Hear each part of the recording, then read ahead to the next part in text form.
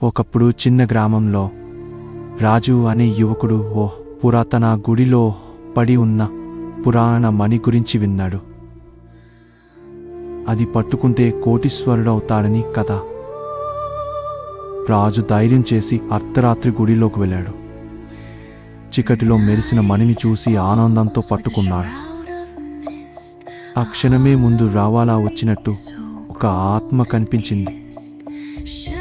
ఆత్మ చెబుతుంది, ఈ మణి నీవు పట్టుకోగానే మీ చీకటి కోరికలు నిజమవుతాయి.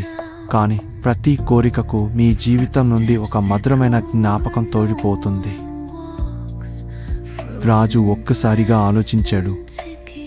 కోరికలు నెరవేర్చుకోవాలా లేక తన జ్ఞాపకాలను కాపాడుకోవాలా? సంకటంలో ఉన్న రాజు చివరికి మణిని ఉంచి వెనక్కి తిరిగాడు.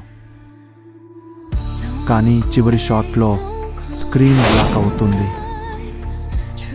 ఒక గొంతు వినిపిస్తుంది, జ్ఞాపకాలను కాపాడుకున్నావు, కానీ ఈ గుడిలో ప్రవేశించిన వెంటనే మీ జీవితమే మర్చిపోయావు.